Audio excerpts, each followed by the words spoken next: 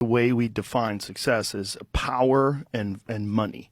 Like those are like you look how successful they are. Yeah. Power and money, but a complete absence of love and trust and respect and it's basic human dignity. Well, it's also not really how people operate. So there's an anthropological literature on the formation of elders in say traditional societies, because you might ask yourself, who becomes an elder? And if you were a Marxist cynic, you'd say, well, those who used exploitation to dominate, like the priestly class or something like that. And that goes along with the supposition that, religion is the opiate of the masses. And some of that's obviously true, but a lot of it isn't. The elders aren't that at all. They're the people who others go to spontaneously to ask for counsel. Yeah. And then you ask, well, who do people naturally gravitate towards for counsel? And the answer is, well, productive, generous people who've managed their interpersonal relationships well.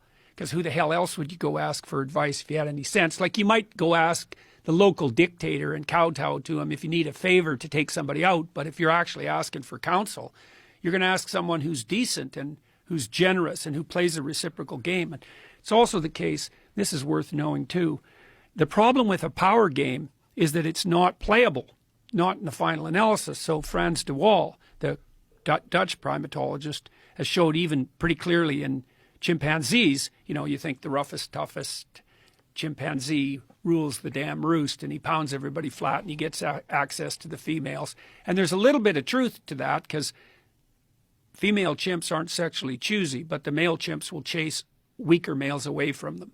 And so if you are more powerful physically as a male chimp, you do have preferential mating access.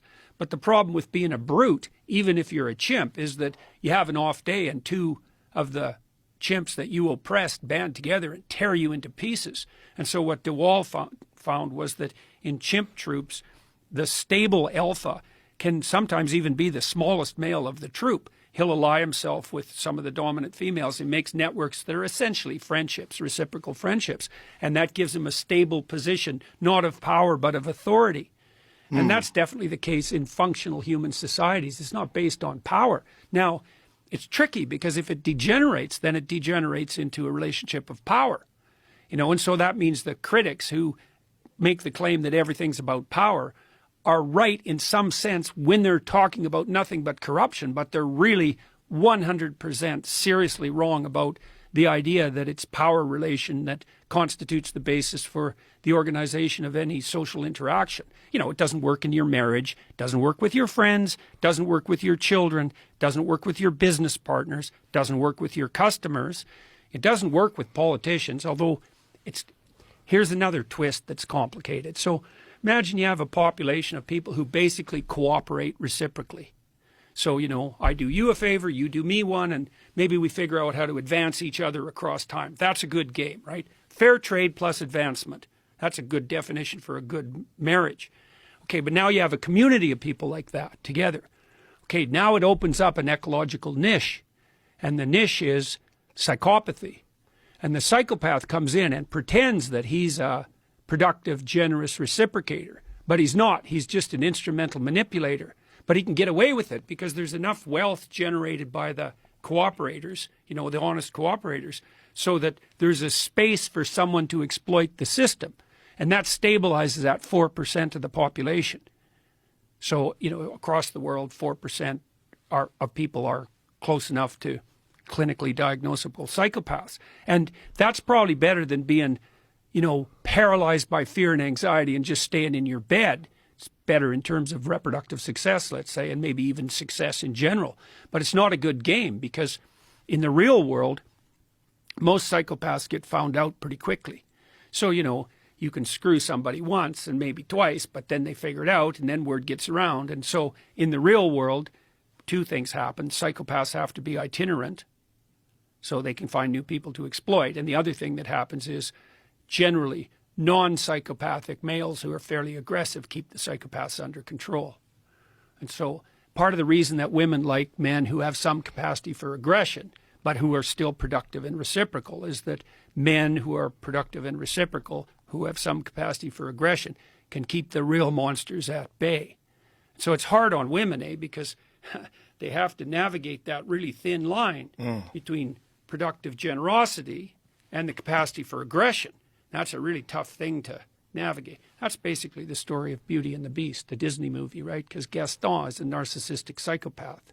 And the Beast is someone capable of aggression, but he's not tamed into a reciprocal relationship. It's also the basis of the most fundamental female pornographic fantasy. And the Google guys figured that out, 15 years ago when they analyzed billions of sex fantasy searches by men and women. Men go for visual imagery, but women go for story. And the story's the same. It's, innocent young woman with a lot to offer, but kind of hidden, finds some male, 5 categories of men: vampire, werewolf, pirate, surgeon, billionaire. And he's, kind of an aggressive guy, but he's capable of being tamed into an intimate relationship. That's the standard female pornographic fantasy. And it's pretty much the standard fantasy of romance. And so you can see, what women are trying to do in that situation is they're trying to find some guy that's got the capacity for mayhem, but that's under control, but who can integrate that into a productive, generous, reciprocal relationship. It's fascinating because the capacity for violence and the capacity for aggression is one of the things that's been actively muted in our male population. Yeah, well, there's a bunch of reasons for that, and some of them turn into positive feedback loops, like there's sort of self-fulfilling prophecies. So there's a lot of women out there who've never had a positive relationship with any male in their life, right? And maybe not only not a positive relationship, but really a series of pretty negative relationships. And so women like that are very leery of any expression of male ability of any sort, because they can't distinguish productive competence from arbitrary power. And because they're trying to defend themselves, because they've been hurt repeatedly, maybe they come from broken families and catastrophically arranged neighborhoods, one of the tactics that can be used in that situation is just to try to do everything you can to distance yourself as much as you can from any display of male ability, because it can't be distinguished from psychopathy, can't be distinguished from the use of power. It takes a sophisticated woman to be able to make that distinction. So the other thing you see, too, is that young women are much more likely to be seduced by psychopaths than older women, because the psychopaths mimic competence. That's what a narcissist does, too. They're confident, and women read confidence as a marker of competence, and that's reasonable, but that opens up it opens up a space for exploitation, because if you can mimic confidence, that's false confidence, narcissistic false confidence, then you look competent.